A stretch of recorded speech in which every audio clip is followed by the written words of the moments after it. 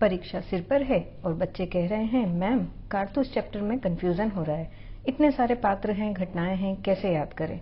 तो चलो आपकी मुश्किल को आसान बना देते हैं। हबीब तनवीर जी की लिखी एकांकी कारतूस को एक अलग अंदाज में रिवाइज करते हैं। पहले देखते हैं इसमें कौन कौन से पात्र आए हैं, फिर चर्चा करेंगे कुछ महत्वपूर्ण प्रश्नों एवं घटनाओं की। तो कम से कम समय में इस तरह से रिवीजन करेंगे कि परीक्षा में कारतूस अध्याय से आए किसी भी प्रश्न के उत्तर को आप बड़ी आसानी से लिख सकेंगे। तो शुरू करते हैं। प्रस्तुत पाठ या एकांकी कारतूस के लेखक हबीब तनवीर जी हैं। स्थान बता रखा है गोरखपुर का घना जंगल, और नाटक के जो मुख्य पात्र हैं कर्नल कालिंज, लेफ्टिनेंट, सिपाही। ठीक है, जो सवार है वही वजीर अली है, जो वजीर अली है वही सवार है। यह पाठ एक ऐसे जाबाज के कारनामों का जिक्र है जिसका लक्ष्य अंग्रेजों को देश के बाहर निकालना था। कौन है यह जाबाज? ये है वजीर अली। पाठ अथवा नाटक के अनुसार वजीर अली को गिरफ्तार करने के लिए अंग्रेजी सरकार या ईस्ट इंडिया कंपनी ने कर्नल कालिंज, लेफ्टिनेंट और सिपाहियों के साथ जंगल में डेरा डालने का आदेश दे रखा था। जंगल में डेरा डाले हफ्तों बीत गए, किंतु ये वजीर अली है जो उनके हाथ नहीं आ रहे हैं। क्यों नहीं आ रहे हैं? क्योंकि वजीर अली साहसी है, वीर है, नीडर है, जाबाज सिपाही है, सच्चा भारतीय है, अंग्रेजों दुश्मनों को चकमा देने में माहिर है। यह है वजीर अली का परिचय या चारित्रिक विशेषताएं। इन सभी शब्दों को आप अच्छे से याद कर लीजिए। जब भी वजीर अली का जिक्र आए वहां आप इन अलग अलग शब्दों का प्रयोग कर अपने उत्तर को प्रभावशाली बना सकते हैं। इनके अलावा कुछ अन्य पात्र हैं, उनको भी देखते हैं। जैसे यदि ये लेफ्टिनेंट के पूछने पर कि शहादत अली कौन है, तो कर्नल बताते हैं कि शहादत अली आसिफुद्दौला जो अवध के नवाब हैं उनका छोटा भाई है और वजीर अली का दुश्मन। क्यों, वो हम आपको आगे बताएंगे। और भी कुछ पात्र हैं जैसे शमसुद्दौला। आसिफुद्दौला के बाद नाम आता है शमसुद्दौला का, जो कि बंगाल के नवाब का क्रूर भाई था और आसिफुद्दौला का कजिन ब्रदर या मुंह बोला भाई कह सकते हैं। ये बहुत ही खतरनाक थे, किंतु थे सच्चे भारतीय और अंग्रेजों के दुश्मन। वजीर अली कंपनी के खिलाफ अपनी लड़ाई में इनको भी अर्थात शमसुद्दौला, शाह-ए-जमां और टीपू सुल्तान को अपने साथ शामिल करना चाहते थे। फिर लेफ्टिनेंट कहते हैं कि सुना है वजीर अली ने अफगानिस्तान के शासक शाह-ए-जमां, कौन थे? अफगानिस्तान के शक्तिशाली बादशाह, अफगानिस्तान के शासक शाह-ए-जमां को हिंदुस्तान पर आक्रमण करने के लिए आमंत्रित किया है।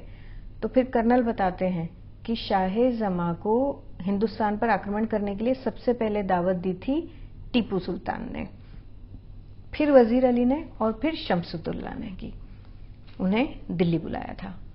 तो ये तो हुआ पात्रों का परिचय। एक बार फिर से बता देते हैं। आसिफुद्दौला कौन थे? शहादत अली अवध के नवाब थे और शहादत अली उनके छोटे भाई थे और वजीर अली इनकी संतान थी। फिर नाम आता है शमसुद्दौला का, बंगाल के नवाब का क्रूर भाई था। शाह-ए-जमां अफगानिस्तान के शक्तिशाली बादशाह, टीपू सुल्तान दक्षिण राज्य से थे जो अंग्रेजों के कट्टर दुश्मन थे। तो ये तो हो गया पात्रों का परिचय। कौन कौन से? कर्नल कालिंज, लेफ्टिनेंट, एक बार फिर से देख लो कौन कौन से पात्र थे। कर्नल कालिंज, लेफ्टिनेंट, सिपाही, उसके बाद नाम आया है वजीर अली या सवार। जो सवार है वही वजीर अली है, जो वजीर अली है वही सवार है। फिर नाम आया है आसिफुद्दौला, शमसुद्दौला, शाह-ए-जमां और टीपू सुल्तान का। तो ये पात्र हैं, आपको अच्छे से रिवाइज कर लें। प्रश्न आए कि शहादत अली कौन था, तो आप इन बिंदुओं के आधार पर अपना उत्तर लिख सकते हैं।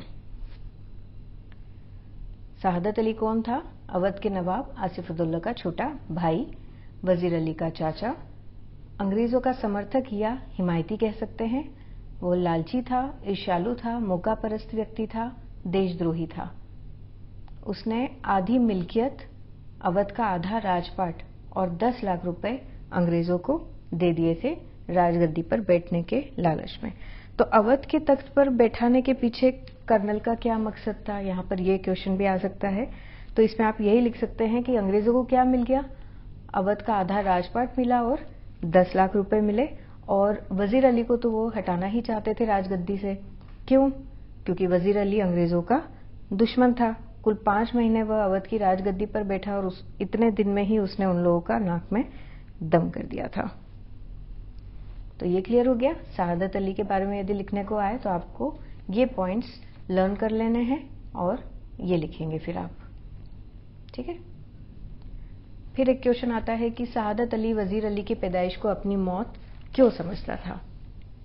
तो शहादत अली विलासी व्यक्ति था अवध के तख्त पर। ये कुछ हिंट्स हैं, इनको आपको उत्तर के फॉर्म में लिखना रहेगा। विलासी व्यक्ति था, अवध के तख्त पर बैठना चाहता था। वजीर अली के पैदा होने से उसकी उम्मीदों पर पानी फिर गया। कैसे? देखो, यदि वजीर अली का जन्म न हुआ होता तो अवध की राजगद्दी शहादत अली को ही मिलनी थी। लेकिन जैसे ही वजीर अली का जन्म हुआ, शहादत अली के सपनों पर पानी फिर गया। वजीर अली सच्चा भारतीय, देशभक्त और निडर था। वह विलासी शहादत अली के नापाक इरादों को पूरा होने नहीं देता। इसलिए शहादत अली ने वजीर अली की पैदाइश को अपनी मौत समझा और अंग्रेजों से दोस्ती कर वजीर अली को भी अवध का उत्तराधिकारी ज्यादा दिन नहीं रहने दिया और दर दर पर भटकने को मजबूर कर दिया, उसे शक्तिहीन कर दिया। और कर्नल की सहायता से वो अवध में अपना साम्राज्य स्थापित कर पाया। लेकिन अप्रत्यक्ष रूप से तो अंग्रेजों का ही अवध के ऊपर राज रहा। उसके बाद यदि प्रश्न आता है कि वजीर अली कौन था या वजीर अली के अफसाने सुनकर कर्नल को रॉबिन हुड की याद क्यों आ जाती थी, तो देखो इसमें भी पॉइंट वाइज उत्तर आपको याद करना है कि वजीर अली रॉबिन हुड के समान बहादुर था, दुश्मनों को चकमा देने में माहिर था। रॉबिन हुड की तरह वजीर अली की भी वीरता की कहानियां प्रचलित हैं। वह नीडर था, उसने सरकार की नाक में दम कर रखा था, जंगल को ही घर बना रखा था और अंग्रेजी सरकार का चैन छीन रखा था। तो पॉइंट वाइज जैसे बहादुर, चकमा, वीरता की कहानियां, इस तरह से भी आप याद कर सकते हैं। फिर एक प्रश्न आता है कि कर्नल कालिंज का खेमा जंगल में क्यों लगा था। तो कर्नल कालिंज का खेमा जंगल में इसलिए लगा था क्योंकि वह वजीर अली को गिरफ्तार करना चाहते थे, जो कि कई सालों से जंगल में ही छिपा हुआ है और जिसने अंग्रेज सरकार की फौज को चकमा दे रहा था, उनकी आंखों में धूल झोंक रहा था। तो ये सारे पॉइंट्स आपको अच्छे से लर्न कर लेने हैं और आप लिख देंगे यही पॉइंट्स। फिर है कि कर्नल ने सवार पर नजर रखने को क्यों कहा।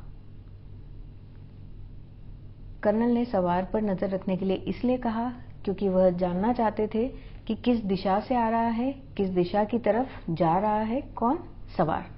और सवार कौन था? वजीर अली। उसकी गतिविधि क्या है, उन्हें नहीं पता है कि ये जो सवार है वो वजीर अली है। इसलिए वो क्या सोच रहे हैं कि कहीं ये वजीर अली का ही कोई दूत, जानकार या साथी तो नहीं है। इसलिए उन्होंने, कर्नल ने सवार अपने सिपाहियों को कहा कि सवार पर नजर रखे। फिर सवाल आता है कि एक प्रश्न आता है कि सवार ने कर्नल से कारतूस हासिल करने के लिए क्या उपाय अपनाए। तो इस तरह से आप उत्तर लिखेंगे कि सवार कर्नल के शिविर जा पहुंचा अकेला ही। उसने विश्वास दिलाया कर्नल को कि वो वजीर अली का दुश्मन है और उसे मारना चाहता है और उसके पास कारतूस खत्म हो गए हैं, इसके लिए उसे और कारतूस चाहिए। कर्नल ने उसे 10 कारतूस दे दिए। तो कैसे हासिल किया? इस तरह से उसने हासिल किया कर्नल से। फिर है कि कर्नल हक्का बक्का रह गया। क्यों? क्योंकि साधारण सिपाही कोई और नहीं वजीर अली था। जाते जाते वह अपनी पहचान बता गया। जैसे ही कर्नल ने पूछा कि तुम कौन हो, उसके पहले तो उसने ये बोला था कि मैं भी वजीर अली का दुश्मन हूँ, उसे ढूंढ रहा हूँ और उसको मारने के लिए मुझे कारतूस चाहिए। पहले उसने कर्नल को ये कहा था, लेकिन जाते जाते वो अपनी पहचान बता गया। कर्नल ने कारतूस देकर उसकी मदद की थी, इसलिए उसकी जान बख्श गया। हफ्तों से दलबल सहित जिसे पकड़ने के लिए आतुर था, वही चतुराई से कारतूस लेकर बड़ी आसानी से चला गया, इसीलिए कर्नल हक्का बक्का रह गया। फिर एक प्रश्न आता है कि वजीर अली की चारित्रिक विशेषताएं बताइए। यदि इस तरह का जब भी प्रश्न आए तो उसका उत्तर आप किस तरह से, इस तरह से आगे आप उदाहरण देंगे। ये सारे उदाहरण लिखकर आप अपने उत्तर को जस्टिफाई करेंगे। तो पॉइंट्स लर्न कर लीजिए। देशभक्त, जाबाज, नीडर, नीतिकुशल, स्वाभिमानी, इस तरह से पॉइंट वाइज आप अपना उत्तर लिखेंगे। फिर उसमें क्या लिखेंगे कि ये सिर्फ छोटे छोटे में लिखा हुआ है, इनको आपको डिटेल करना रहेगा। देशभक्त या महत्वाकांक्षी कह सकते हैं आप उसे, वजीर अली को। क्यों? क्योंकि वो अंग्रेजों को देश के बाहर निकालने का प्रयास कर रहा था। उसके पास बहुत सीमित संसाधन थे, फिर भी वह, इसीलिए कह सकते हैं कि वो महत्वाकांक्षी था। सीमित संसाधन में भी उसने अंग्रेजों को देश के बाहर निकालने का प्रयास किया। उसने अंग्रेजों के आगे घुटने नहीं टेके। जाबाज था, दुश्मनों का डटकर सामना करता था। साहसी या नीडर था, कर्नल से कारतूस हासिल करना, अकेले ही अंग्रेजों के खेमे में घुस गया और वहां से कर्नल से कारतूस हासिल करके ले आया। नीति कुशल था। नीति कुशल कैसे? कि जब उसको पता चल गया कि उसके साथ बहुत कम लोग थे, मुट्ठी भर लोग और इतना दमखम, ये भी एक लाइन आती है पाठ में कि उसके साथ बहुत कम लोग थे, तो उसको पता था कि वो अकेला अंग्रेज सरकार से मुकाबला नहीं कर सकेगा। इसलिए उसने अपने सेना या अपनी ताकत को बढ़ाने की कोशिश करी। उसके लिए उसने किसको बुलाया? शाह-ए-जमा को अफगानिस्तान से बुलाया। दक्षिण से टीपू सुल्तान की उसने मदद लेना चाहिए और शमसुद्दौला, आसिफुद्दौला के जो कजिन ब्रदर थे, उनको भी उसने आमंत्रित किया। तो ये कह सकते हैं कि वो नीति कुशल था। स्वाभिमानी था। वकील द्वारा अपमानित किए जाने पर उसने खंजर से जान से मार दिया। तो ये सारे पॉइंट्स अच्छे से लर्न कर लीजिए। देशभक्त, जाबाज, नीडर, नीति कुशल, स्वाभिमानी, ये है वजीर अली की चारित्रिक विशेषताएं। फिर एक प्रश्न है कि अंग्रेजों के खिलाफ सारे हिंदुस्तान में लहर दौड़ गई, ऐसा क्यों लगा? कर्नल को ऐसा क्यों लगा कि अंग्रेजों के खिलाफ पूरे हिंदुस्तान में लहर दौड़ गई है? तो इसके उत्तर में आप इस तरह से लिख सकते हैं कि उत्तर से सिर्फ वजीर अली नहीं, बल्कि दक्षिण से टीपू सुल्तान भी इस लड़ाई में शामिल हो गया था। बंगाल से शमसुद्दौला, अफगानिस्तान के बादशाह शाह-ए-जमा को आक्रमण के लिए आमंत्रित किया गया था। इस तरह से अवध से बंगाल तक क्रांति की लहर दौड़ रही थी। और फिर इसके आगे ये भी आता है, कर्नल कहते हैं कि वजीर अली ने नेपाल के राजा को भी इसमें शामिल करने के लिए वो गया हुआ है, नेपाल गया है राजा को शामिल करने के लिए। अब एक प्रश्न आता है कि इस पाठ में अलग अलग शहरों के नाम आए हैं, तो कंफ्यूज नहीं होना है। ये एक फ्लो चार्ट है, उससे आपको सब क्लियर हो जाएगा कि अलग अलग शहरों के नाम क्यों आए हैं या वजीर अली कैसे कैसे कहाँ कहाँ गया। तो सबसे पहले है जैसे कि जाबाज सिपाही वजीर अली अवध का शासक रह पाया कुल 5 महीने के लिए, और इन 5 महीनों में ही उसने अंग्रेज सरकार की नाक में दम कर दिया था। फिर वजीर अली का चाचा शहादत अली, जिसका सपना था अवध की राजगद्दी पर बैठना, उसने अंग्रेजों को आधी जायदाद और 10 लाख रुपए देकर अपने साथ मिलाकर वजीर अली से अवध का राजपाट हथिया लिया। फिर उसे 3 लाख रुपए सालाना वजीफा देने की बात करी और वो मुकर्रर किया और ये कहकर उसे बनारस भिजवा दिया। लेकिन गवर्नर जनरल को तब भी चैन नहीं। वह किसी न किसी बहाने से वजीर अली को बार बार कलकत्ता बुलाने लगा। इससे वजीर अली परेशान होकर कंपनी वकील के पास पहुंचा और फिर वकील ने शिकायत तो सुनी नहीं, बल्कि वजीर अली को बुरा बुला कहने लगा। तो स्वाभिमानी वजीर अली को अच्छा नहीं लगा और उसने खंजर निकालकर वकील की हत्या कर दी। अब वकील की हत्या तो कर दी, डर लगा, तो डर कर वह अपने जानिसारों के साथ में, जानिसार उनके लिए अर्थात सच्चे दोस्त, वफादार साथी या जो उनके ऊपर जान छिड़कते थे, उन सबके साथ आजमगढ़ की तरफ भाग गया। फिर आजमगढ़ के हुक्मरां अर्थात शासक, जो आजमगढ़ के शासक थे, उन्होंने उसे हिफाजत से घाघरा तक पहुंचा दिया। अब कर्नल कहता है कि वजीर अली की अगली स्कीम होगी कि वह नेपाल तक पहुंचकर अपनी सेना या ताकत को बढ़ाएगा। तो इस पाठ में अलग अलग इन शहरों के नाम आए हैं, तो काफ़ी कंफ्यूज हो रहे थे आप लोग, तो इसको एक फ्लो चार्ट में बना दिया। अवध का शासक रहा है वजीर अली, फिर वहाँ से उसे बनारस भेज दिया गया यह कहकर कि आपको 3 लाख रुपए सालाना वजीफा दिया जाएगा, आप आराम से वहाँ रहिए। लेकिन गवर्नर जनरल उसे आराम से नहीं रहने दे रहा था, बार बार कलकत्ता बुला रहा था। बार बार बुलाए जाने से वजीर अली परेशान हो रहा था। उसने वकील से बात करनी चाहिए, लेकिन वकील ने उल्टा उसे ही खरी खोटी सुनाई और देश के बारे में गलत सलत कहा। तो उस सच्चे देशभक्त के आत्मसम्मान को ठेस पहुंच गया और उसने खंजर निकालकर वकील की हत्या कर दी। वकील की हत्या करने के बाद वो आजमगढ़ की तरफ भागा। आजमगढ़ के शासकों ने उसे हिफाजत से घाघरा तक पहुंचा दिया और तब से वह इन जंगलों में, आजमगढ़ के जंगलों में ही घूम रहा है, अपनी ताकत बढ़ा रहा है। और फिर कर्नल क्या कहता है कि अगली स्कीम क्या होगी उसकी, कि नेपाल तक पहुंचकर अपनी सेना या ताकत को वह बढ़ाएगा। अब कंपनी वकील की हत्या का जिक्र कर्नल द्वारा, ये अब इस पेज पर है कि इसका क्या कारण रहा होगा कि वजीर अली ने कंपनी वकील की हत्या क्यों की। तो पहले भी हम इसका जिक्र कर चुके हैं, लेकिन यहाँ पर फिर से ये उत्तर दिया है पॉइंट वाइज। आप इसको इस तरह से लर्न कर लें कि क्या घटनाक्रम रहा होगा। तो सबसे ये ऐसा नहीं है कि बस गया और वकील की उसने हत्या कर दी, उसके पीछे कुछ कहानी रही होगी, क्या घटनाक्रम रहा, ऐसा क्यों हुआ। देखो, वजीर अली का अवध की राजगद्दी से हटाया जाना, ये उसको नागवार गुजरा। फिर उसे क्या कहा गया कि बनारस पहुंचाकर अंग्रेजों द्वारा 3 लाख रुपए सालाना वजीफा देना तय हुआ। बार बार गवर्नर जनरल द्वारा कलकत्ता बुलाए जाने से वजीर अली नाराज था।